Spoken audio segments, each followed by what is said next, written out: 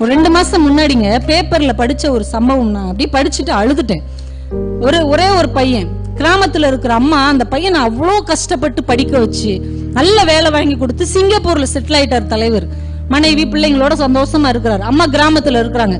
ஒவ்வொரு தடவையும் சொல்றான், நான் சிங்கப்பூருக்கு வந்துருமா, நீ தனியாத்தனமா இருக்கிற, இங்க வாமா, அவன் மருமக பேர பிள்ளைங்களை எல்லாம் பார்த்துட்டு நீ எங்களோட சந்தோஷமா இரு. அம்மா சொல்றாங்க, இல்லையா, என்ன இருந்தாலும் நம்ம வளர்ந்த ஊரு, உங்க அப்பா வாழ்ந்த வீடு, இந்த வயக்காடு, இதை பார்த்துட்டு இருக்கிறதா எனக்கு ரொம்ப ஆசையா இருக்கு. நீ வந்துட்டு போ, உன் பிள்ளைங்களோட மனைவியோட வாங்க, வருஷத்துக்கு ஒரு நாள் வாங்க, ஒரு வாரம் இருங்க, இது போதும். இல்லம்மா நீ இப்படியே செய்யறேன்னு ஒவ்வொரு தடவையும் வரும்போதெல்லாம் சொல்றான். அப்புறம் பக்கத்துல உள்ளவங்க எல்லாம் சொல்றாங்க, ஏமா ஒரு ஆம்பளை பிள்ளை பெற்றிருக்க, ஆசையா சிங்கப்பூர் கூப்பிடுறான், நீ அங்க போறதை விட்டுட்டு கிராமத்துல இருந்து என்ன செய்ய போற, நாளைக்கு தலைவலி காய்ச்சல்னா உடனே உன் பிள்ளை வர முடியுமா, பிள்ளை கூட போய் இருமாட்டாங்க. அந்த அம்மாவுக்கும் சரி அதுவும் கரெக்ட் தான், கடைசி காலத்துல நம்ம மகன் கூட தான் நம்ம இருக்கணும்ட்டு, தம்பி அம்மா வந்துடுறேன்டா, அடுத்து நீ எப்ப வர முடியுமோ வந்து நீ கூட்டு போயிரு. சரிம்மா ரொம்ப சந்தோஷம், இப்பயாவது நான் சொன்னதை கேட்டியே, சரி நான் ஊருக்கு வர்றதுக்கு முன்னாடி அந்த வீடு வயக்காடு எல்லாத்தையும் வித்துரு, ஏன்னா இனிமே நம்ம அதை பார்க்க முடியாது, எல்லாத்தையும் வித்து பணமாக்கிக்கோ, நம்ம ஊருக்கு போய் சிங்கப்பூர்ல அந்த பணத்துக்கு உன் பேரம்பேத்திக்கோ உனக்கு என்ன வேணுமோ வாங்கிக்கோ. சரிப்பான்ட்டாங்க. மகன் வர்றதுக்கு முன்னாடி வீடை வித்தாச்சு, காடு வயல் எல்லாத்தையும் வச்சு பல்கா அமௌண்ட் பணம் ரெடி பண்ணிட்டாங்க.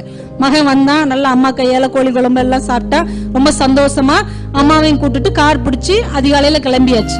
பிளைட் பிடிக்கிறதுக்கு ஏர்போர்ட்டுக்கு போயாச்சு, திருச்சி ஏர்போர்ட்டுக்கு. அங்க போய் உட்கார்ந்து இருக்கிறாங்க. அம்மா உட்கார வச்சுட்டு பணத்தை எல்லாத்தையும் சூட்கேஸ்ல எடுத்து வச்சுட்டு, அம்மா இங்கே இரு, நான் போய் டிக்கெட் வாங்கிட்டு வந்துடுறேன். காலையில 8 மணிக்கு அம்மா விட்டுட்டு போனவன் தான். 9 மணி ஆச்சு, 10 மணி ஆச்சு, 11, 12, 1:30 மணி ஆயிடுச்சு மத்தியானம். போனவனு காணும். ஏர்போர்ட்டுக்குள்ளே இந்த அம்மா பக்கற முடிச்சுட்டு உட்கார்ந்து இருக்குது. ஒரு அதிகாரி வர்றாரு, என்னம்மா காலையில இருந்து நீங்க இங்கே இருக்கிறீங்க, என்ன விஷயம்? இல்லங்க என் மகன் டிக்கெட் எடுக்க போயிருக்கான், நாங்க சிங்கப்பூர் போறோம். டிக்கெட் எடுக்க போயிருக்கானா?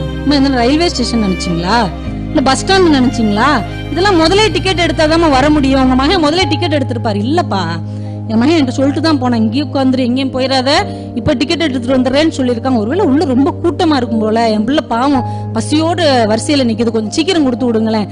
என்னம்மா இவ்வளவு முட்டாள்தனமா பேசுறீங்க, உங்க மகன் பேர் சொல்லுங்க, வயசு சொல்லுங்க அப்படின்னு எல்லாத்தையும் கேட்டுட்டு உள்ள போனார்.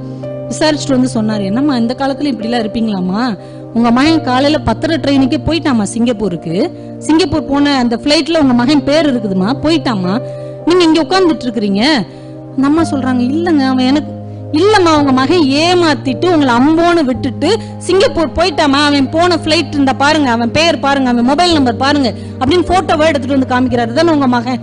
ஆமாப்பா போயிட்டாமா, அவன் சிங்கப்பூர் போயிட்டான். நீங்க என்ன கொடுத்தீங்க? இல்லப்பா எல்லா சொத்தையும் வித்து அவன்கிட்ட தான் பணம் கொடுத்தேன்.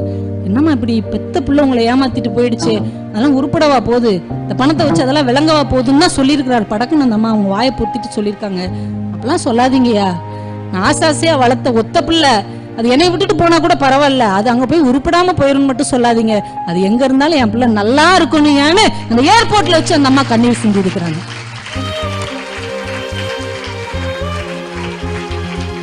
இன்னைக்கும் கூட சில பிள்ளைகள் இப்படி இருக்கிறார்கள். ஆனால் ஒரு நாளும் எங்கள் பெண் பிள்ளைகள் பெற்றோரை இது மாதிரி நிராதரவாக ஒருபோதும் விட மாட்டார்கள், ஒருபோதும். ஆனா அந்த அக்கறையை மாமனார் மாமியார் மேலேயும் காட்ட வேண்டும். அதுதான் இங்க பெரிய கேள்விக்குறி. நாம ஒரு வீட்டுக்கு குடும்ப தலைவியாக போகிறோம் என்றால் அந்த குடும்பத்துக்கும் நாம் மகளாகத்தான் இருக்கிறோம் என்கின்ற ஒரு அடிப்படை கடமையை என்றைக்கு பெண்களாகிய நாம் புரிந்து கொள்கிறோமோ அன்றைக்கு அடுத்த தலைமுறை மிகச்சிறந்த மனிதர்களாக வருவார்கள். ஏன்னா மிகச்சிறந்த மனிதர்கள் எல்லாம் எப்படி மிகச்சிறந்த மனிதர்களாக மாறினார்கள் என்றால் அவங்களுக்கு ஒரு மிகச்சிறந்த அம்மா வைத்திருக்கிறார்கள்.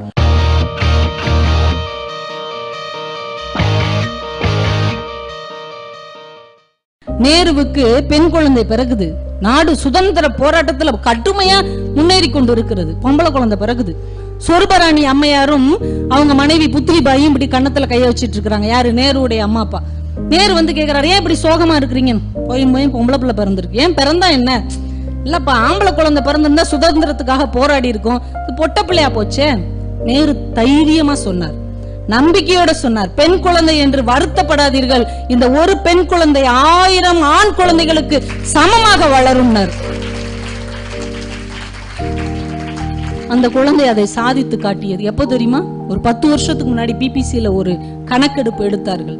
கடந்த 1000 ஆண்டுகளில் உலகை ஆண்ட 100 பெண் தலைவர்களில் யார் முதன்மையானவர் என்கின்ற வாக்கெடுப்பில் லட்சக்கணக்கான வாக்குகள் வித்தியாசத்தில் முதல் இடத்தை பிடித்தவர் இந்தியாவின் இரும்பு பெண்மணி இந்திரா காந்தி என்று அவர் தன்னை நிரூபித்தார்.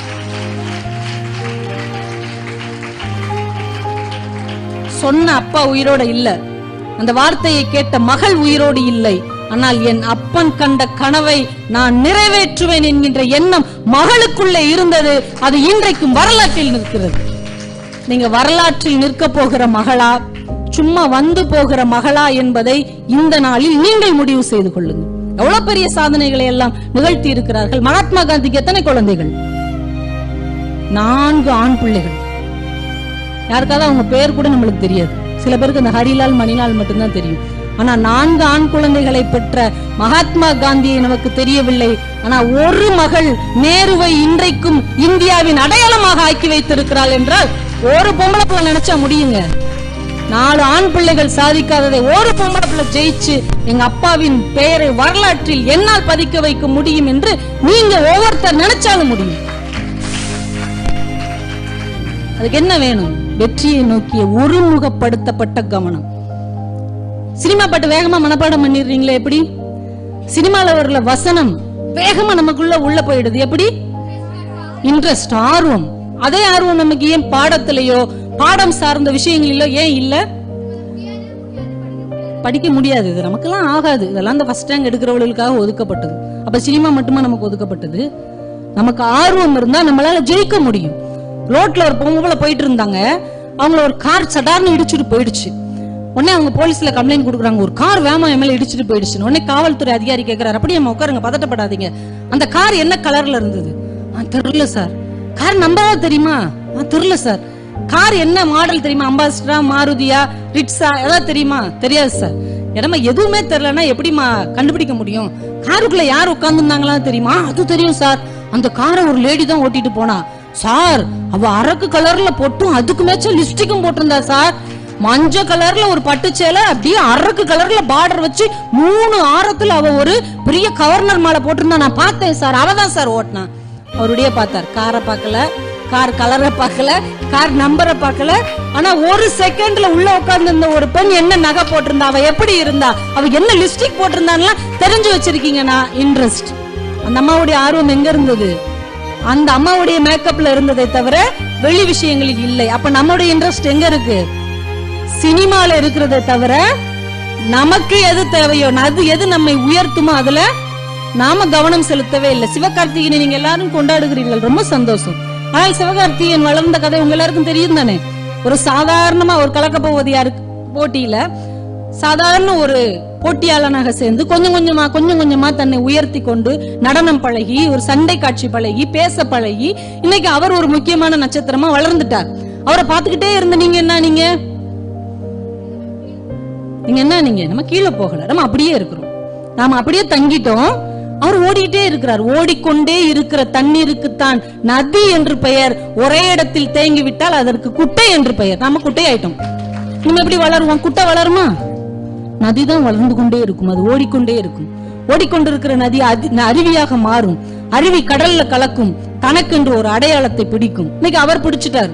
அவர் வேடிக்கை பார்த்துட்டு இருந்த நம்ம என்னன்னோ இன்னைக்கு உட்காந்து கூவிக்கிட்டே இருக்கிறோம். சிவகார்த்திகேயன் இன்னொருத்தன் வந்தானா அவன் பேரையும் கூவும். எங்க காலத்துல அஜித் விஜித்னு கத்திட்டு இருந்தாங்க. எங்க அம்மா அப்பா காலத்துல எம்ஜிஆர்னு இருந்தாங்க. அதுக்கு முன்னாடி தியாகராஜ பாகவதர். அவங்க எல்லாம் முன்னேறிட்டாங்க. அவங்கள ரசித்து கொண்டு இருந்த, அவர்களை வேடிக்கை பார்த்து கொண்டிருந்த நாம எல்லாம் என்ன ஆனோம்? இப்ப காலமா எவ்வளவோ அறிவியல் வளர்ந்த பின்னாலும் இன்னும் சினிமாவுக்கு தான் அடிமையா இருக்கணுமாங்க? நம்ம அதுக்குதான் அடிமையா இருக்கணுமா? அம்மா அப்பாவோட நமக்கு நிறைய விஷயங்கள் தெரியுது, அவங்கள விட அதிகம் படிச்சுட்டோம். ஆனா இந்த சினிமாங்கிற விஷயத்துல அவங்கள விட கேவலமா போயிட்டோமே. என்னைக்காவது யோசிச்சு பாத்தீங்களா? என்ன இவ்வளவு சீப்பா நம்ம இருக்கிறோம், நம்ம டேஸ்ட். என்னைக்காவது யோசிச்சு பாத்தீங்களா? இப்ப நமக்குன்னு ஒரு லட்சியம் இல்லையா? நமக்குன்னு ஒரு வெற்றி இல்லையா? நம்ம கொண்டாடுறதுக்கு யாருமே இல்லையா? அவரை பத்தி சொல்றது நம்ம என்ன, அவர்கிட்ட அம்பாசிடரா? உங்களுக்கு சம்பளம் கொடுத்திருக்கிறாரா? நீங்க என்ன விளம்பரதாரரா? அவரை வச்சு விளம்பரம் எடுக்க போறீங்களா? படம் எடுக்க போறீங்களா? அட்வான்ஸ் வாங்கிருக்கிறீங்களா? ஒரு பைசா லாபம் இல்லாம ஏன் இந்த பாடுபடுறோம்? அதுல யாராவது ஒருத்தங்க அந்த பிடிக்காத ரசிகர்களுக்குள்ள சண்டையை நீங்க பாக்கணுமே. சிவகார்த்திகேயனை பத்தி மட்டும் சொல்லாத, எனக்கு பிடிக்காது. உங்க கூட நான் பேச மாட்டேன். யாரு கூடயே பழகுன 3 வருஷம் ஃப்ரெண்டு கூட பேச மாட்டாங்களாம். எதுக்காக? சிவகார்த்திகேயனை பத்தி திட்டுனா இவங்க பேச மாட்டாங்களாம். அம்மா அப்பா கூடயே பேச மாட்டாங்களாம். நீங்க அவரை பத்தி ஏதாவது சொல்லிக்கிட்டே இருக்கீங்க, போங்க. அம்மா அப்பா விடவா சிவகார்த்திகேயன் உங்களுக்கு முக்கியமா போயிட்டார்? இன்னைக்கு வைத்த வழின்னு போன் பண்ணா யார் வருவா? அம்மா வருவாங்களா, அப்பா வருவாங்களா, சிவகார்த்திகேயன் சிம்மும் வருவாங்களா? அச்சுச்சோ என் ரசிகைக்கு இந்த மாதிரி வைத்தவழி வந்துருச்சாமே, புறா பிளைட்ட யார் வருவா? என் பிள்ளைக்கு அங்க வைத்தவழி வந்துருச்சா, அச்சுச்சோ என்ன செய்ய போறேன் அப்படிங்கிற துடிப்பு உங்க பெற்றோர்களுக்கு தான் இருக்கும். நடிப்பு மட்டும்தான் அவங்க கிட்ட இருக்கும். அப்போ நீங்க முதலில் முடிவெடுக்க வேண்டியது உங்களுடைய ரசனை, உங்களுடைய தேவையில்லாத பொழுதுபோக்குக்கான நேரம். இந்த ரெண்டையும் பிரிங்க. இதுக்கு எவ்வளவு நேரம் ஒதுக்கலாம், இந்த சினிமாவுக்கு எவ்வளவு நேரம் ஒதுக்கலாம், நம்முடைய லட்சியத்துக்கு எவ்வளவு நேரத்தை ஒதுக்க போகிறோம், அதுக்கு எது தடையாக இருக்கிறது? ஆளுக்கு ஒரு தடை சொல்லிடுவோம் தெரியுமா? ஜெயிக்க முடியாததுக்கு காரணம் அப்படியே அடுக்கி வச்சோம்னா இமயமலையை விட ஒரு அடி பெருசா போயிடும். போகுமா? போகாது. போன வருஷம் பஞ்சாப்ல ஜலந்தர் அப்படின்ற ஒரு ஊர்ல ஒரு நீதிமன்றத்துக்கு புதுசா ஒரு நீதிபதி வர்றாங்க. 22-23 வயசு தான். ஸ்ருதின்னு சொல்லி ஒரு லேடி வர்றாங்க, யங் லேடி. அவங்கள பெரிய பதவி. நீதிபதினா சாதாரணமான விஷயமா? எல்லாம் அப்படியே மாலை மரியாதையோட எல்லாம் அணிவகுத்து நிக்கிறாங்க கோர்ட் வாசல்ல. அவங்க நேரா வர்றாங்க, எல்லாம் வழிவிடுங்க அப்படின்ட்டு போய் அந்த கோர்ட் வளாகத்துல ஒருத்தர் கேன்ல டீ வச்சு விப்பார் இல்லையா, அவர் கையை பிடிச்சு பேசிக்கிட்டு இருக்காங்க. எல்லாருக்கும் அதிர்ச்சி ஆயிடுச்சு. என்னடா ஒரு பெரிய நீதிபதி அம்மா போய் ஒரு டீக்காரன் போய் கையை பிடிச்சு பேசிட்டு இருக்காங்க. சுச்சோ அப்படின்னு போய், மேடம் என்ன மேடம் நீங்க எவ்வளவு பெரிய நீதிபதி, உங்களுடைய டிக்னிட்டியே தெரியாம எப்படி நின்னுட்டு இருக்கீங்க? அவங்க சொன்னாங்க, இருங்க நான் நீதிபதியாக இன்றைக்கு வேண்டுமானால் உங்கள் கண்களில் காட்சி அளிக்கலாம், ஆனால் நான் நீதிபதி ஆவதற்காக தன் உயிரையும் உழைப்பையும் கொடுத்த எங்க அப்பா தான் அந்த டீ கடைக்காரர் அப்படின்னாங்க. எங்க அப்பா தான் இந்த கோர்ட் வாசல்ல டீ வித்துக்கிட்டு இங்க நீதிபதியா என் மக வரணும், அப்ப நீ இங்க நீதிபதியா வரணும் என்கின்ற கனவை எனக்குள்ளே ஊட்டி வளர்த்தது எங்க அப்பா தான். அந்த சுருதி சொல்லும் போது அவங்க அப்பாவுக்கு எவ்வளவு பெருமையா இருந்திருக்கும், எவ்வளவு சந்தோஷமா இருந்திருக்கும். அப்படியே கண் கலங்கி இருப்பார் இல்லையா? அப்படி ஒரு ஆனந்த கண்ணீரை என்னைக்கு உங்க அப்பாவுக்கு நீங்கள் பரிசளிக்க போகிறீர்கள்? அப்பானா சாதாரணமான விஷயமா?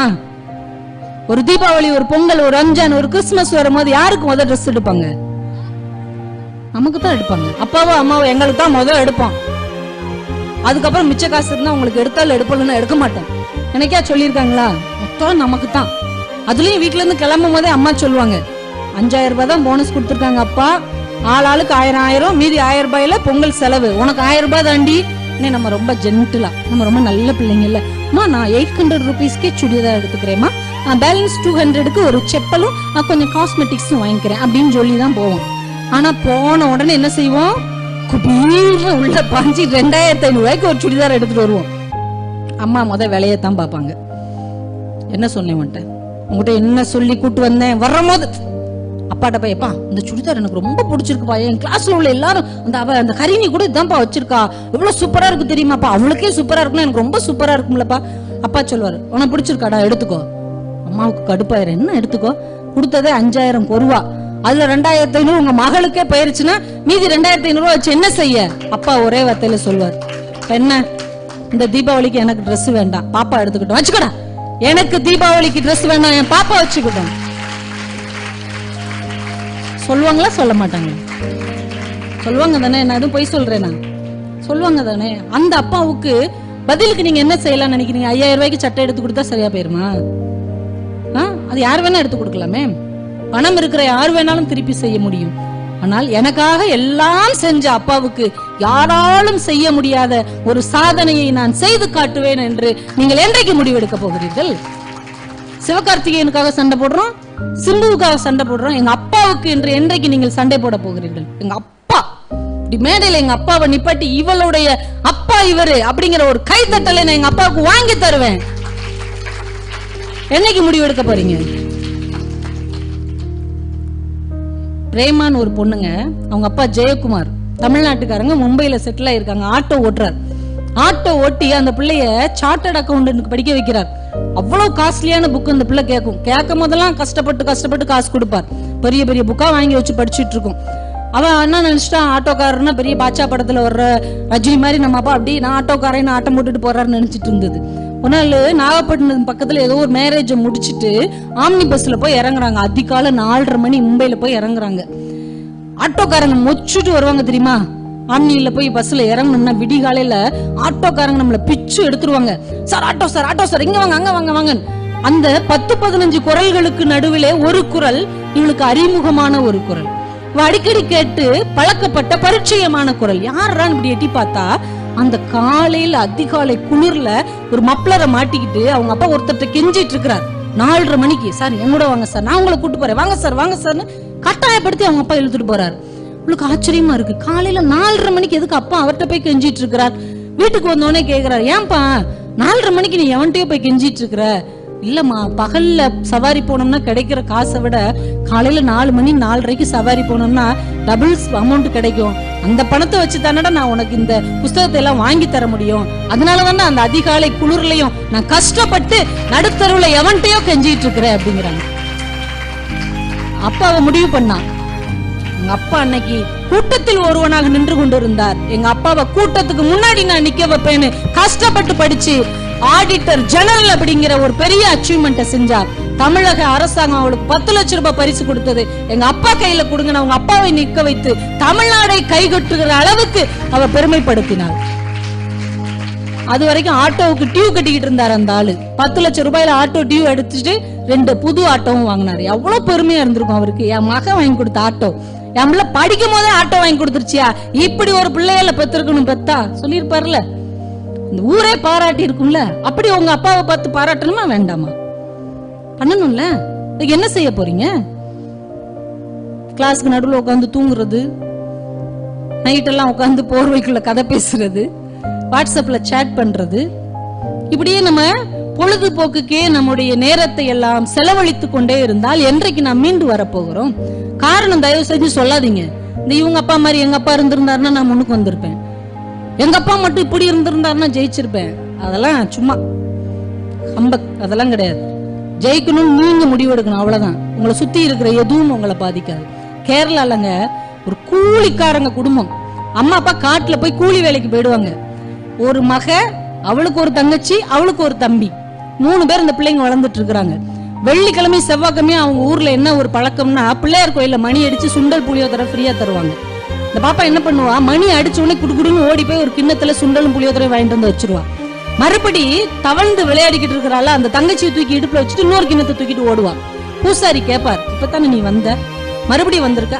அது எனக்கு, இது என் பாப்பாவுக்கு, அவளுக்கு கொடுங்க, உன்னை மறுபடியும் வச்சு கொடுப்பாரு. மறுபடியும் ஓடி வந்து பிரசாதம் தீர்றதுக்குள்ள இந்த பாப்பாவை வச்சுட்டு தொட்டில தூங்குற தம்பியை தூக்கி தோல்ல போட்டுட்டு இன்னொரு கிண்ணத்தை தூக்கிட்டு ஓடுவா. பூசாரி ரொம்ப கடுப்பாயிடுவார், ஏற்கனவே நீ 2 தடவை வந்தா, வந்தது எனக்கு, அடுத்து வந்தது என் தங்கச்சிக்கு, இது என் தம்பிக்கு, அவனுக்குரிய பங்கை கொடுங்க அப்படின்னு கட்டாயப்படுத்தி வாங்கிட்டு போவா.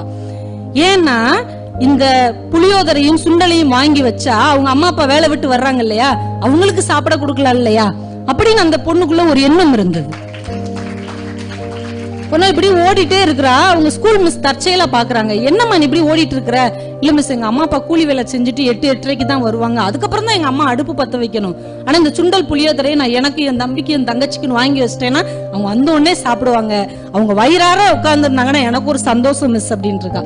சரிமான்ட்டு போயிட்டாங்க. ஒரு நாள் அந்த பள்ளிக்கூடத்துல ஓட்டப்பந்தயம், நிறைய பிள்ளைங்க கலந்துக்கிறாங்க. இவ ஒரு ஓரமா உட்கார்ந்து இருக்கிறா. நீ கலந்துக்கல? இதெல்லாம் எனக்கு பழக்கம் இல்ல. என்ன பழக்கம்? சும்மா கலந்துக்கோ. இல்ல மிஸ் எனக்கு தெரியாது. வா, நீ போய் நில்லு. அந்த எல்லை கோடு இருக்கு இல்லையா, அதுக்கு பின்னாடி சுண்டலும் புளியோதரையும் கொடுக்குறாங்கன்னு நினைச்சுக்கோ. இந்த பக்கம் உன் தம்பியும் தங்கச்சி இருக்காங்கன்னு நினைச்சுக்கோ. கண்ணை மூடிட்டு ஓடு, நீ ஜெயிச்சிருவ. நாங்க சரி மிஸ்னு போனா 1 2 3 நாங்க. அவளுக்கு எல்லை கோடு தெரியவில்லை, அவள் குடும்பத்தின் வறுமை கோடு தான் தெரிஞ்சது. ஒற்றே ஓட்டம் அடிச்சிட்டான். இன்றைக்கு வரைக்கும் இந்தியாவின் தங்க மங்கை என்று கொண்டாடக்கூடிய பிடி உஷா தான் அன்றைக்கு அந்த குழந்தை.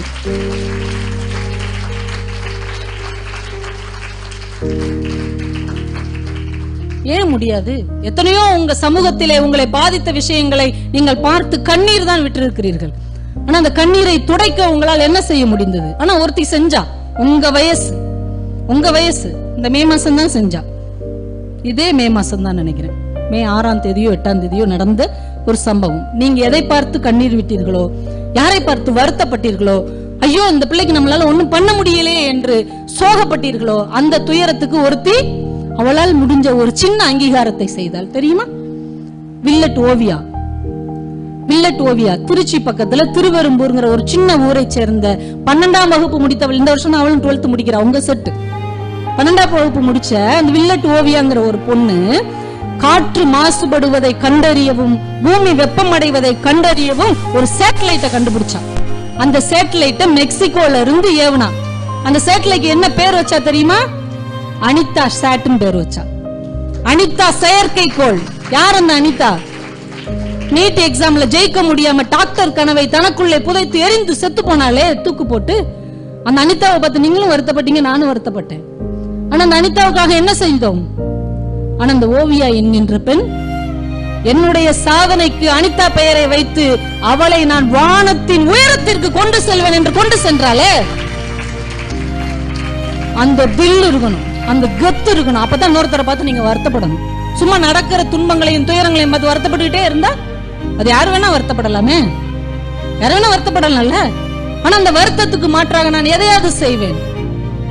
நான் ஒரு சின்ன தீர்வை கண்டுபிடிப்பேன். ஏன் உங்களால முடியாது? உங்க வயசுல இருக்கிற திருச்சியை சேர்ந்த அந்த ஓவியாவால முடியும்னா நமக்கு எந்த ஓவியா தெரியும்? பிக் பாஸ்ல கொக்கு நெட்டன்னு ஆட தெரியும். அடுத்து யாருப்பா வர்றா சீசன் 2க்கு? நயன்தாரா வர்றாங்களாமே, நாஞ்சில் சம்பத் வர்றாங்களாமே, யாரும் வந்துட்டு போறாங்க. நமக்கு எது முக்கியம்?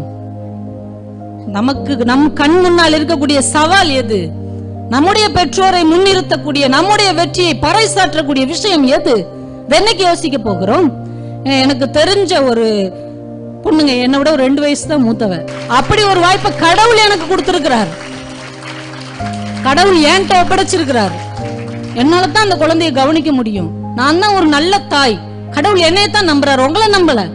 எவ்வளவு போல்டா அந்த பொண்ணு திருப்பி சொன்னது. கடைசி வரைக்கும் அந்த குழந்தையால் தனக்கு எதையும் திருப்பி தர முடியாது என்று தெரிந்தும் கூட அந்த குழந்தையை தூக்கி சுமக்க என்னால் முடியும் என்று ஒரு தாய் மட்டும்தாங்க முன்னுக்கு வர முடியும். ஒரு கீர்த்தி சுரேஷோ நயன்தாராவோ வரமாட்டாங்க. என் ரசிகையை நான் தூக்கி பிடிப்பேன், அவ வருவா. அவங்களுக்கே அந்த ஃபீல்டு நிரந்தரம் இல்லையே. நடிகையர் திலகம்னு ஒரு படம் பாருங்க. இந்த சினிமா என்பது எவ்வளவு மாயையான, மோசமான, கேவலமான உலகம் என்பது உங்களுக்கு தெரியும். ஒரு காலத்துல கொடிகட்டி பறந்த நடிகை கடைசி அவ்வளவு மோசமா அவங்க வாழ்க்கை முடிந்து போனது. ஸ்ரீதேவி அது பாவம் ஆக்சிடென்ட்ல விழுந்தது, விடுங்க. அதுக்கு பின்னாடி எவ்வளவு குழப்பங்கள் இருக்குது. எல்லாருக்கும் பின்னாலும் எவ்வளவு குழப்பமான ஒரு தானே இருக்குது. அப்ப ஒரு தெளிவான, ஒரு சிறந்த வாழ்க்கையை நம்மளாத்தான் வாழ முடியும் என்கின்ற நம்பிக்கை நமக்கு ஏன் வரல? ஏன் யோசிக்க முடியல? சுஜிதான்னு ஒரு பொண்ணுங்க பிறக்கும் போது கண்ணு தெரியல. ஆனா அவளை ஸ்கூலுக்கு அனுப்புறாங்க அவங்க அம்மா. அவளுக்கு எதுவுமே தெரியல. கிளாஸ்ல உட்காந்து அஜித்ன்றாங்க, விஜய்ன்றாங்க, சூரியன்றாங்க, நிலான்றாங்க, கருப்புன்றாங்க, சிவப்புன்றாங்க. எதுவுமே அவளுக்கு புரியல. அவங்க அம்மா காலை பிடிச்சுக்கிட்டு அழுதா. என்ன ஏமா பெத்த நீ? என்ன பெத்த? தயவு செஞ்சு என்னை கொன்று, எனக்கு ஏதாவது கொடுத்து கொன்று, நான் அடுத்த பிறவிலையாவது கண்ணு தெரிஞ்சவளா வர்றேன். எல்லாரும் அந்த கலருங்கிறாங்க, இந்த கலருங்கிறாங்க, எனக்கு எதுவுமே தெரியலமா, எனக்கு எல்லாமே இருட்டா இருக்குமா, பிளீஸ் என்னை கொன்றுமா, தயவு செஞ்சு கொன்றுன்னு அவங்க அம்மா காலை கட்டி பிடிச்சு அழுகுறா. அவங்க அம்மா அந்த பிள்ளை தூக்கி உட்கார வச்சு கண்ணை தொடச்சிட்டு சொன்னாங்க, சுஜிதா, 2 கண்களால் உன்னால் இந்த உலகத்தை பார்க்க முடியவில்லை என்று நீ அழுகிறாய். ஆனா உன்னால எதையாவது ஒன்றை சாதிக்க முடியும் என்று நான் நம்புகிறேன். உனக்கு துணையா நான் இருக்கிறேன். நீ ஜெயிச்சு காட்டு சுஜிதா. நீ 2 கண்ணால தானே உன்னால உலகத்தை பார்க்க முடியல. இந்த உலகம் கோடி கண்களால் உன்னை பார்த்து கண்ணீர் விடும், உன்னை பார்த்து கைதட்டும், உன்னை பாராட்டும். சொல்லி சொல்லி சொல்லி வளர்த்தாங்க. 2011 இந்தியாவிலேயே தமிழகத்தில் முதல் கண் பார்வையற்ற IAS அதிகாரி என்கின்ற பட்டத்தை அவ தட்டிட்டு போனான். இன்னைக்கு அவ அயல்நாட்டு தூதரக அதிகாரியா இருக்கிறான்.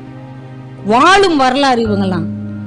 அவங்களால சாதிக்க முடியும் போது வறுமையை தாண்டி, ஊனத்தை தாண்டி, எவ்வளவு பிரச்சனைகளையும் தாண்டி அவங்க ஜெயிக்க முடியும் போது உங்களால ஏன் ஜெயிக்க முடியாது? எது தடையாக இருக்கிறது? எதுவும் தடையல்ல, நீங்க மட்டும்தான் தடை. உங்களுடைய தேவையற்ற கற்பனைகளும் ஆசைகளும், தேவையற்ற விஷயங்கள் மேல் நீங்கள் காட்டுகிற அக்கறை மட்டும்தான் தடை.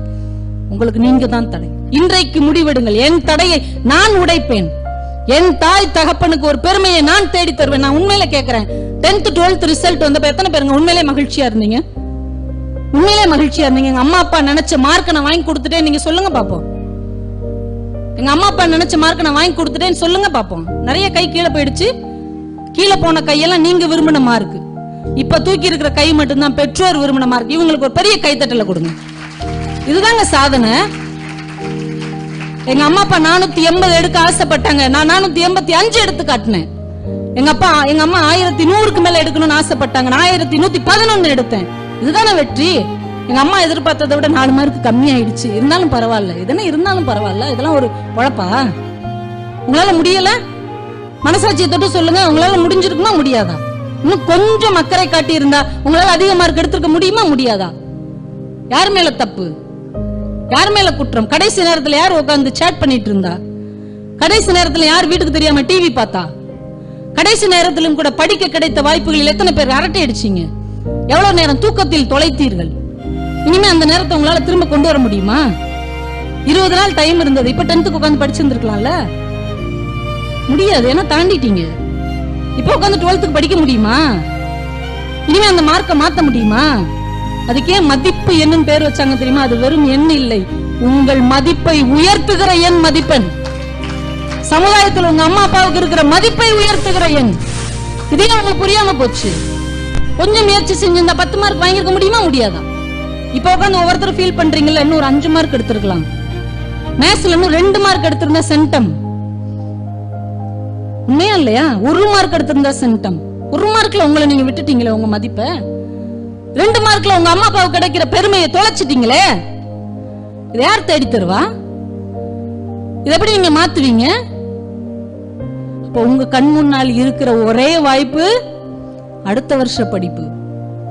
அடுத்த வருஷ படிப்பிலையாவது இந்த குறைகளை, இந்த குற்றங்களை, இந்த தவறுகளை நான் தூக்கி எறிந்துவிட்டு சாதனையை நோக்கி மட்டும்தான் போவேன் என்று இன்றைக்கு நீங்கள் முடிவெடுங்கள். அந்த முடிவுதான் உங்களை சிகரமாக்கும், உங்களை நட்சத்திரமாக்கும், உங்களை சூரியனாக்கும். யாரோ ஒரு சூரியனுக்காகவும் யாரோ ஒரு நட்சத்திரத்துக்காகவும் தயவு செய்து பின்னால் நின்று நீங்கள் டார்ச் லைட் அடிக்காதீர்கள். இந்த ஒளிவட்டம் உங்களுக்கு பின்னால் உருவாக வேண்டும். எவனுக்கோ ஒருத்தனுக்கு ஒளிவட்டம் வருவதற்கு நீங்கள் ஏன் உழைத்துக் கொண்டிருக்கிறீர்கள்? அந்த ஒளிவட்டம் உங்க அம்மா அப்பாவுக்கு கிடைக்கணும், உங்க அம்மா அப்பாவால உங்களுக்கு கிடைக்கணும், உங்க பெற்றோருக்கும், உங்க குடும்பத்துக்கும், உங்க சமூகத்துக்கும், உங்க பள்ளிக்கூடத்துக்கும். ஏன் இந்த 20 நாள் உங்களுக்காக கேம்ப் நடத்தி அவங்க வீட்டை தொலைச்சிட்டு வந்து உட்கார்ந்துருக்காங்க பாருங்க. உங்களுடைய வளர்த்த அம்மாக்கள் அவங்க சொல்லுவாங்கல்ல, அடுத்த வருஷம் நீங்க வராட்டி கூட உங்க பேர் பேப்பர்ல வந்ததுன்னா, இந்த பிள்ளை 20 நாள் எனக்கு பிள்ளையா இருந்தது சொல்லுவாங்கல்ல. காமாட்சி அம்மாவும் ராணி அம்மாவும் சொல்லுவாங்கல்ல, இந்த பிள்ளை 20 நாள் என் பிள்ளை. அப்பா பேப்பர்ல அப்பவே நினைச்சு எனக்கு தெரியும் இந்த பிள்ளை சூப்பரா வரும்னு சொல்லுவாங்கல்ல. அறிவு திருக்கோயில லட்சுமணன் ஐயாவும் குற்றாலம் ஐயாவும் சொல்லுவாங்கல்ல, எங்க பிள்ளைங்க அவங்க தெரியுமா, அவங்க 20 நாள் யூத் கேம்ப்ல கொடுத்த டானிக் அந்த பிள்ளைங்க அடுத்த வருஷம் செமையா வந்துருச்சு சொல்லுவாங்கல்ல. எது வேணும்? எது உங்களுக்கான தேவை? எது உங்களுக்கான தேடுதல்? எது உங்களுக்கான சிகரம்? எது உங்களுக்கான புதையல்? எது உங்களுக்கான கடல் என்பதை இன்றைக்கு நீங்கள் முடிவு செய்யுங்கள். யாருக்கோ படகாக, யாருக்கோ துடுப்பாக தயவு செய்து இனிமேலும் இருக்காதீர்கள். பொழுதுபோக்காக மட்டுமே பார்க்க தயவு செய்து பழகிக் கொள்ளுங்கள். இன்னையிலிருந்தாவது முடிவெடுங்க. இத்தனை நாள் போன காலம் போகட்டும். ஏன்னா எவ்வளவோ பெரிய போராட்டத்திற்கு பின்னால் தான் ஒரு பெண்ணினம் இங்கே கம்பீரமா உட்கார்ந்து இருக்குது. எத்தனையோ முத்துலட்சுமி ரெட்டிகளையும் எத்தனையோ சரஸ்வதி பாயையும் தாண்டித்தான் இங்கே என்னுடைய ஹரிணியும் ஹர்ஷாவும் ஹர்ஷினியும் நித்யாவும் என்னுடைய எல்லா குழந்தைகளும் நீங்கள் இங்கே உட்கார்ந்து இருக்கிறீர்கள். இத்தனை பேரை தாண்டி தான் நீங்க வந்திருக்கிறீங்க. அப்ப உங்களை நீங்கள் இந்த சமூகத்திலே நிரூபித்து காட்ட வேண்டும். அதற்கு தடையாக இருப்பதை நீங்கள் உடையுங்கள். இன்னொருத்தர் வந்து உங்களை சப்போர்ட் பண்ணணும்னு ஒரு நாளும் எதிர்பார்க்காதீர்கள். உங்களால மட்டும்தான் முடியும். உங்களை உயர்த்துவதற்கான ஒரு உன்னதமான தூண்டுகோல், மந்திரக்கோள் நீங்கள் மட்டும்தான் என்பதை இந்த நல்ல நாளில் தயவு செய்து புரிந்து கொள்ளுங்கள். ஒரு காலத்தில் உங்க பாட்டியின் கைகளில் சமையல் கட்டியின் ஊதுகோல் இருந்தது. அடுத்த காலத்தில் உங்க அம்மாவின் கைகளில் வீட்டின் திறவுகோல் இருந்தது. இன்றைக்கு உங்கள் கைகளில் எழுதுகோல் இருக்கிறது. நாளை உங்கள் பிள்ளைகளின் கைகளில் தேசத்தின் செங்கோல் இருக்கும். அதற்கு நான் ஊன்றுகோலாக இருப்பேன் என்று நீங்கள் முடிவெடுங்கள். நீங்கள் ஜெயுங்கள். நீங்கள் சரித்திரத்தில் உங்கள் பெயரை நீங்களே பதிவு செய்யுங்கள்.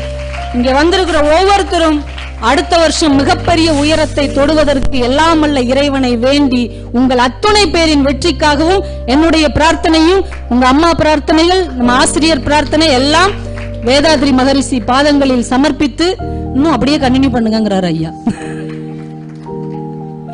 உண்மையிலே சந்தோஷமா இருக்கு நீங்க இவ்வளவு பொறுமையா ஒரு சீரியஸான விஷயத்தை கேட்பதற்கு. உங்களுக்கு ஒரு பெரிய கைதட்டு.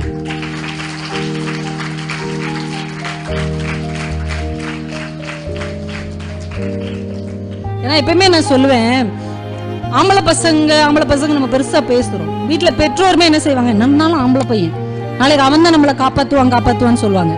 ஆனா உங்களுக்கு ஒரு கணக்கெடுப்பு தெரியுமா? உலகம் முழுக்க இருக்கிற முதியோர் இல்லம் இருக்கு இல்லையா, அந்த முதியோர் இல்லங்களில் ஆண் பிள்ளைகளை பெற்ற பெற்றோர்கள் தான் பெரும்பாலும் இருக்கிறார்களே தவிர பெண் பிள்ளையை பெற்றவங்க கிடையாது, பெரும்பாலும் கிடையாது.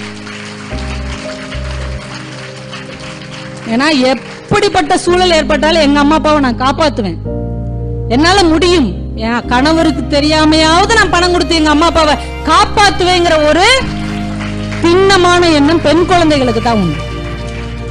ஒரு 2 மாசம் முன்னாடிங்க பேப்பர்ல படிச்ச ஒரு சம்பவம், நான் அப்படி படிச்சுட்டு அழுதுட்டேன். ஒரே ஒரு பையன், கிராமத்துல இருக்கிற அம்மா அந்த பையனை அவ்வளோ கஷ்டப்பட்டு படிக்க வச்சு நல்ல வேலை வாங்கி கொடுத்து சிங்கப்பூர்ல செட்டில் ஆயிட்டார் தலைவர். மனைவி பிள்ளைங்களோட சந்தோஷமா இருக்கிறாரு. அம்மா கிராமத்துல இருக்கிறாங்க. ஒவ்வொரு தடவையும் சொல்றான், அம்மா சிங்கப்பூருக்கு வந்துருமா, நீ தனியாத்தனமா இருக்கிறா, இங்க வாமா, உன் மருமக பேர பிள்ளைங்களை எல்லாம் பார்த்துட்டு நீ எங்களோட சந்தோஷமா இரு. அம்மா சொல்றாங்க, இல்லையா என்ன இருந்தாலும் நம்ம வளர்ந்த ஊரு, உங்க அப்பா வாழ்ந்த வீடு, இந்த வயக்காடு, இதை பார்த்துட்டு இருக்கிறதா எனக்கு ரொம்ப ஆசையா இருக்கு. நீ வந்துட்டு போ, உன் பிள்ளைங்களோட மனைவியோட வாங்க, வருஷத்துக்கு ஒரு நாள் வாங்க, ஒரு வாரம் இருங்க, இது போதும். இல்லம்மா நீ இப்படியே செய்யறேன்னு ஒவ்வொரு தடவையும் வரும்போதெல்லாம் சொல்றான். அப்புறம் பக்கத்துல உள்ளவங்க எல்லாம் சொல்றாங்க, ஏமா ஒரு பாம்பளை பிள்ளை பெற்றிருக்க, ஆசையா சிங்கப்பூர் கூப்பிடுறா, நீ அங்க போறதை விட்டுட்டு கிராமத்துல இருந்து என்ன செய்ய போற, நாளைக்கு தலைவலி காய்ச்சல்னா உடனே உன் பிள்ளை வர முடியுமா, பிள்ளை கூட போய் இருமாட்டாங்க. அந்த அம்மாவுக்கும் சரி அதுவும் கரெக்ட் தான், கடைசி காலத்துல நம்ம மகன் கூட தானே நம்ம இருக்கணும்ட்டு, தம்பி அம்மா வந்துடுறேன்டா, அடுத்து நீ எப்ப வர முடியுமோ வந்து நீ கூட்டு போயிரு. சரிம்மா ரொம்ப சந்தோஷம், இப்பயாவது நான் சொன்னதை கேட்டிய, சரி நான் ஊருக்கு வர்றதுக்கு முன்னாடி அந்த வீடு வயக்காடு எல்லாத்தையும் வித்துரு, ஏன்னா இனிமே நம்ம அதை பார்க்க முடியாது, எல்லாத்தையும் வித்து பணமாக்கிக்கோ, நம்ம ஊருக்கு போய் சிங்கப்பூர்ல அந்த பணத்துக்கு உன் பேரம்பேத்திக்கோ உனக்கு என்ன வேணுமோ வாங்கிக்கோ. சரிப்பான்ட்டாங்க. மகன் வர்றதுக்கு முன்னாடி வீடை வித்தாச்சு, காடு வயல் எல்லாத்தையும் வச்சு பல்க் அமௌண்ட் பணம் ரெடி பண்ணிட்டாங்க. மகன் வந்தான், நல்லா அம்மா கையால கோழி குழம்பு எல்லாம் சாப்பிட்டா, ரொம்ப சந்தோஷமா அம்மாவையும் கூட்டுட்டு கார் பிடிச்சி அதிகாலையில கிளம்பியாச்சு பிளைட் பிடிக்கிறதுக்கு. ஏர்போர்ட்டுக்கு போயாச்சு, திருச்சி ஏர்போர்ட்டுக்கு. அங்க போய் உட்கார்ந்து இருக்கிறாங்க. அம்மா உட்கார வச்சுட்டு பணத்தை எல்லாத்தையும் சூட்கேஸ்ல எடுத்து வச்சுட்டு, அம்மா இங்கே இரு, நான் போய் டிக்கெட் வாங்கிட்டு வந்துடுறேன். காலையில 8 மணிக்கு அம்மா விட்டுட்டு போனவன் தான். 9 மணி ஆச்சு, 10 மணி ஆச்சு, 11, 12, 1:30 மணி ஆயிடுச்சு மத்தியானம். போனவனு காணும். ஏர்போர்ட்டுக்குள்ளே இந்த அம்மா பக்கற முடிச்சுட்டு உட்கார்ந்து இருக்குது. ஒரு அதிகாரி வர்றாரு, என்னம்மா காலையில இருந்து நீங்க இங்கே இருக்கிறீங்க, என்ன விஷயம்? இல்லங்க என் மகன் டிக்கெட் எடுக்க போயிருக்கான், நாங்க சிங்கப்பூர் போறோம். டிக்கெட் எடுக்க போயிருக்கானா? என்ன ரயில்வே ஸ்டேஷன் நினைச்சீங்களா, இல்ல பஸ் ஸ்டாண்ட் நினைச்சீங்களா? இதெல்லாம் முதலே டிக்கெட் எடுத்தாதான் வர முடியும். உங்க மகன் முதலே டிக்கெட் எடுத்திருப்பாரு. இல்லப்பா என் மகன் என்கிட்ட சொல்லிட்டு தான் போனேன், இங்கேயும் உட்காந்துரு, எங்கேயும் போயிடாத, இப்ப டிக்கெட் எடுத்துட்டு வந்துடுறேன்னு சொல்லியிருக்காங்க. ஒருவேளை உள்ள ரொம்ப கூட்டமா இருக்கும் போல, என் பிள்ளை பாவம் பசியோடு வரிசையில நிக்குது, கொஞ்சம் சீக்கிரம் கொடுத்து விடுங்களேன். என்னமா இவ்வளவு முட்டாள்தனமா பேசுறீங்க, உங்க மகன் பேர் சொல்லுங்க, வயசு சொல்லுங்க அப்படின்னு எல்லாத்தையும் கேட்டுட்டு உள்ள போனார். விசாரிச்சுட்டு வந்து சொன்னாரு, என்னம்மா இந்த காலத்துல இப்படி எல்லாம் இருப்பீங்களாமா, உங்க மகன் காலையில 10:30 ட்ரெயினுக்கே போயிட்டாமா சிங்கப்பூருக்கு, சிங்கப்பூர் போன அந்த பிளைட்ல உங்க மகன் பேர் இருக்குதுமா, போயிட்டாமா, நீங்க இங்க உட்கார்ந்துட்டு இருக்கிறீங்க. அந்த அம்மா சொல்றாங்க, இல்லங்க அவன் எனக்கு இல்லம்மா, உங்க மகன் ஏமாத்திட்டு உங்களை அம்போன்னு விட்டுட்டு சிங்கப்பூர் போயிட்டாமா, அவன் போன பிளைட் இருந்தா பாருங்க, அவன் பேர் பாருங்க, அவன் மொபைல் நம்பர் பாருங்க அப்படின்னு போட்டோவா எடுத்துட்டு வந்து காமிக்கிறாரு. தானே உங்க மகன்? ஆமாப்பா போயிட்டாமா, அவன் சிங்கப்பூர் போயிட்டான். நீங்க என்ன கொடுத்தீங்க? இல்லப்பா எல்லா சொத்தையும் வித்து அவன்கிட்ட தான்ப்பா பணம் கொடுத்தேன். என்னம்மா இப்படி பெத்த பிள்ளை உங்களை ஏமாத்திட்டு போயிடுச்சு, அதெல்லாம் உருப்படவா போகுது, இந்த பணத்தை வச்சு அதெல்லாம் விளங்கவா போகுதுன்னு தான் சொல்லியிருக்கிறாரு. படக்குன்னு அந்த அம்மா அவங்க வாயை பொத்திட்டு சொல்லியிருக்காங்க. அப்பெல்லாம் சொல்லாதீங்கயா, நான் ஆசாசியா வளர்த்த ஒத்த பிள்ளை, அது என்னை விட்டுட்டு போனா கூட பரவாயில்ல, அது அங்க போய் உருப்படாம போயிரும் மட்டும் சொல்லாதீங்க, அது எங்க இருந்தாலும் என் பிள்ளை நல்லா இருக்கணும். ஏன்னு அந்த ஏர்போர்ட்ல வச்சு அந்த அம்மா கண்ணீர் சிந்தி இருக்கிறாங்க.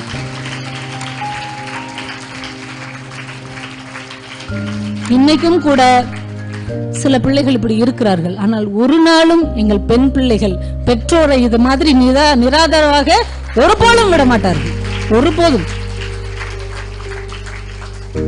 ஆனா அந்த அக்கறை மாமனார் மாமியார் மேலேயும் காட்ட வேண்டும். அதுதான் இங்க பெரிய கேள்விக்குறி. நாம ஒரு வீட்டுக்கு குடும்ப தலைவியாக போகிறோம் என்றால் அந்த குடும்பத்துக்கும் நாம் மகளாகத்தான் இருக்கிறோம் என்கின்ற ஒரு அடிப்படை கடமையை என்றைக்கு பெண்களாகிய நாம் புரிந்து கொள்கிறோமோ அன்றைக்கு அடுத்த தலைமுறை மிகச்சிறந்த மனிதர்களாக வருவார்கள். ஏன்னா மிகச்சிறந்த மனிதர்கள் எல்லாம் எப்படி மிகச்சிறந்த மனிதர்களாக மாறினார்கள் என்றால் அவங்களுக்கு ஒரு மிகச்சிறந்த அம்மா வைத்திருக்கிறார்கள். உங்களுக்கு ஒரு கதை சொல்லட்டா, நடந்த கதை. ஒரு குட்டி பையன் முத ஸ்கூலுக்கு போறான். முத அந்த காலத்துல இந்த ஆட்டோ வேனு பஸ் இதெல்லாம் கிடையாது. ஒரு வில் வண்டியில உட்கார வச்சு குதிரை வண்டியில உட்கார வச்சு அனுப்பி வைக்கிறாங்க. அந்த குட்டி பையன் அப்படியே போறான் குதிரை வண்டியில. அவனுக்கு அது வரைக்கும் அந்த குதிரை வண்டியை அவன் பக்கத்துல பார்த்ததே இல்லை. அந்த குதிரைக்காரர் அப்படி சாட்டை எடுத்து சொடுக்குன உடனே குதிரை பாஞ்சுக்கிட்டு போது பாருங்க. ரொம்ப ஆச்சரியப்பட்டுட்டான். சே, சூப்பரா இருந்தாலும் குதிரை ஓட்டுறாரா அப்படின்னு. வகுப்புல போய் எல்லாம் வரிசையா உட்காந்துருக்காங்க. டீச்சர் வந்தோடனே வழக்கமா ஒரு கேள்வி கேட்பாங்கல்ல, நீங்க எல்லாம் என்னவாக போகிறீர்கள்? ஆனா ஏன்டா வந்து உட்காந்துருக்கோன்னு உட்காந்துருக்கான். நீங்க எல்லாம் என்னவாக போகிறீர்கள்னு ஒருத்தர், நான் டாக்டர் ஆக போறேன், வெரி குட் கை தட்டுங்க. நான் டீச்சர் ஆக போறேன், வெரி குட் கை தட்டுங்க. உன்னை இவனை கேட்டாங்க, நான் குதிரை வண்டிக்காரனாக போறேன்னா. ஏன்னா அவனுக்கு அதுதான் அன்னைக்கு கனவு, அதுதான் அவனுக்கு பெரிய ஆச்சரியம். எல்லாம் சிரிச்சுட்டாங்க. ஏன்டா குதிரை வண்டிக்காரன் ஆகிறதுக்கு எதுக்குடா நீங்க வந்த? அதுக்கு ஏதாவது குதிரை லாயத்துக்கு போலாம்ல, ஒழுங்கா யோசிச்சு நாளைக்கு கரெக்டா பதில் சொல்லு. ரொம்ப சோகமா வீட்டுக்கு போய் மூணு உட்காந்துருக்கான். அவங்க அம்மா வந்து கேட்டாங்க, ஸ்கூல்ல யாராவது ஏதாவது சொன்னாங்களா? ஒரு விஷயம் ஞாபகம் வச்சுக்கோங்க, நீங்க சோகமா இருக்கீங்க வருத்தமா இருக்கீங்கன்னா அது எங்களுக்கு எப்படி தெரியும்? நீங்க வார்த்தையால சொன்னாதான் தெரியும். ஆனா உங்கள் சோகத்தை உங்கள் முகத்தை வைத்தே கண்டுபிடிக்க உங்க அம்மாவால மட்டும்தான் முடியும்.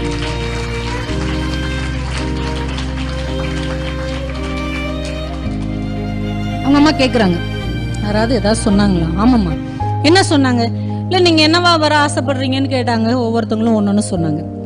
நீ என்ன சொன்ன? நான் குதிரை வண்டிக்காரனா வரணும்னு சொன்னேம்மா. கரெக்ட், நீ சொன்னதான் கரெக்ட். நீ குதிரை வண்டிக்காரனா தான் வரணும். நான் எப்படிப்பட்ட குதிரை வண்டிக்காரனா வரணும் தெரியுமா? பூஜை அறைக்கு போனாங்க. பகவத்கீதையை உபதேசம் செய்கிற பகவான் கிருஷ்ணன் குதிரை வண்டிக்காரனா உட்கார்ந்து இருக்கிறான். அர்ஜுனன் கீழே உட்கார்ந்து கேட்டுட்டு இருக்கிறான். இத காமிச்சாங்க, இப்படி ஒரு குதிரை வண்டிக்காரனா நீ வரணும். உலகத்துக்கே நல்ல விஷயத்தை போதிக்கிற கிருஷ்ணன் மாதிரியான குதிரை வண்டிக்காரனா வரணும். அதை பார்த்து பார்த்து அந்த குழந்தை வளர்ந்தது. இன்றைக்கும் நம்மால் கொண்டாடக்கூடிய வங்கம் தந்த சிங்கம் வீரத்துறவி விவேகானந்தன் தான் அன்றைக்கு குதிரை வண்டிக்காரனாக வர ஆசைப்பட்டது. ஒரு அம்மா தன் பிள்ளைக்குள் எந்த கனவை ஒரு விதையாக ஊன்றி வைக்கிறார்களோ அது விருட்சமாக மாறும். இன்றைக்கு மாணவியாக இங்கே உட்கார்ந்து இருக்கிற நீங்கள் தான் நாளைக்கு ஒரு அடுத்த தலைமுறையை மிகச்சிறந்த மானுடனாக உருவாக்க போகிறீர்கள். அப்ப நீங்க எப்படி இருக்கணும்? நீங்கள் பரிசுத்தமானவராக, தூய்மையான சிந்தனை உள்ளவராக, நல்லதை மட்டுமே பேசக்கூடிய செய்யக்கூடிய ஒரு மனுஷியாக இருந்தால்தான் அடுத்த தலைமுறையாவது இந்த தேசத்தில் ஒரு நல்ல சமூகம் உருவாகும். இது யார் கைகளில் இருக்கிறது என்றால் உங்கள் கைகளில் மட்டும்தான் இருக்கிறது. இது உங்களுடைய கடமை மட்டுமில்லை, உங்களின் அடுத்தடுத்த சமூகமும் தமிழகமும் இந்தியாவும் உங்க கைகளில் தான் இருக்கிறது. ஒரு விஷயம், அன்பிற் சிறந்த தவம் இல்லை என்பதால் இதை சொல்லி முடிக்கிறேன். சிவபெருமான் இருக்கார் இல்லையா, அதை மட்டும் சொல்லிடுறேன், ஓகேவா?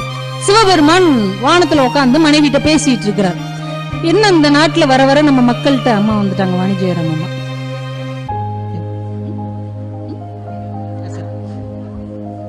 சரி, இந்த கதையோட முடிச்சுக்கலாம், கவனிங்க. ஹலோ, இப்ப தானே சொன்னேன் நானு, சொன்னதெல்லாம் இப்படி அர்த்தம் இல்லாம ஆக்கிட்டீங்களே செவ்வாழ. ஓகே ஓகே, நோ ப்ராப்ளம், நல்ல பிள்ளைங்க நீங்க. சிவபெருமான் எங்க இருக்கிறாரு? கைலாயத்துல உட்கார்ந்து இருக்கிறாரு. கூட யார் இருக்கிறாங்க? அவங்க ஒய்ஃப் பார்வதி அம்மா உட்கார்ந்து இருக்கிறாங்க. ரெண்டு பேர் பேசிட்டு இருக்கும் போது இந்த பரமேஸ்வர் சொல்றாரு, வர வர நம்ம மக்கள்கிட்ட வந்து மனிதநேயமே இல்லாம போயிடுச்சு. யாராவது கஷ்டப்பட்டா ஹெல்ப் பண்ணவே மாட்டேங்கிறாங்க.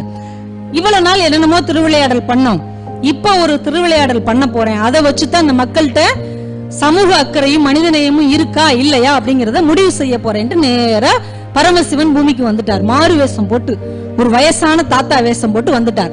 வந்து ஒவ்வொரு கடைக்காரங்கிட்டயா போய், ஐயா வயசானவையா சாப்பிட ஏதாவது கொடுங்கயா. எல்லாருக்கும் கோவம், யோ அந்த மாதிரி எத்தனை பேரையா கிளம்பிருக்கீங்க, இப்படி வர்றவங்களுக்கு எல்லாம் சாப்பாடு கொடுக்கறதா எங்களுக்கு வேலையா, போயா போயான்னு எல்லாரும் சிவபெருமான விரட்டி இருக்காங்க. அவர் ரொம்ப வருத்தமா ஒரு இடத்துல போய் உட்கார்றாரு. அங்க ஒரு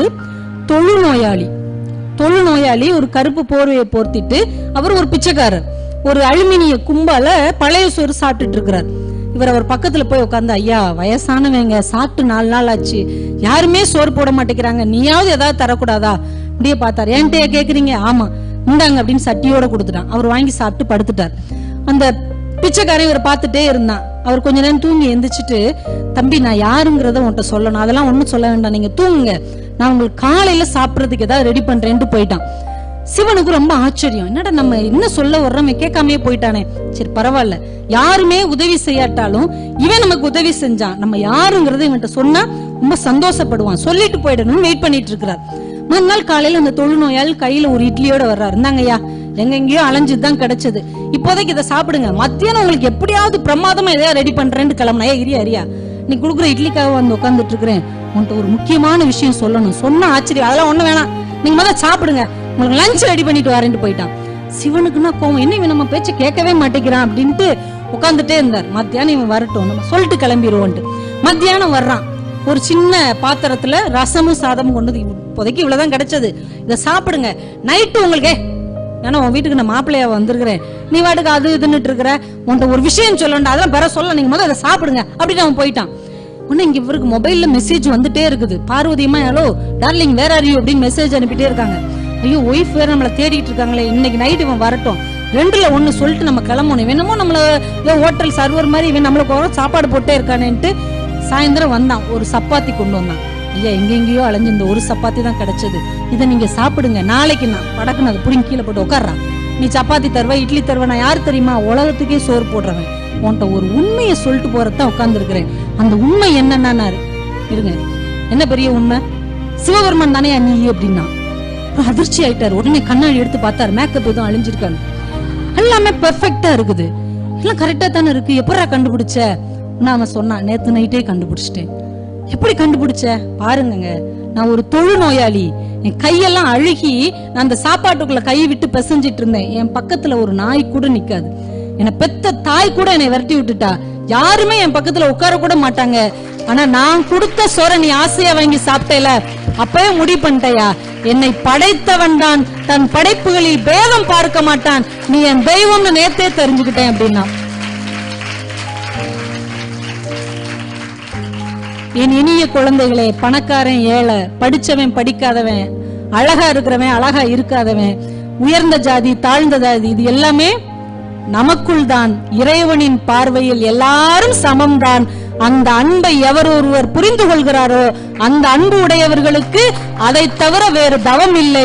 இறைவனே உங்களுக்கான வரமாக உங்கள் வாசல் தேடி வருவான்.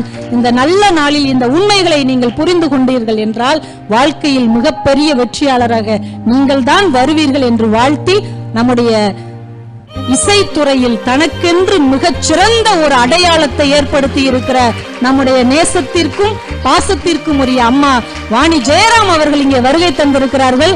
ஒரு இசை தேவதை இன்றைக்கு உங்களுக்கு இந்த தவத்தின் அடையாளமாக வரமாக வாய்த்திருக்கிறது. அவர்களுக்கு ஒரு மிகப்பெரிய கைதட்டலையும், இன்னும் மென்மேலும் அவர்கள் நீண்ட ஆரோக்கியத்தோடும் ஆயுளோடும் வாழ்ந்து நம்முடைய இசைக்கான பெருமையை இன்னும் உயர்த்த வேண்டும் என்று கேட்டு உங்களிடமிருந்து விடைபெறுகிறேன். நன்றி, வணக்கம்.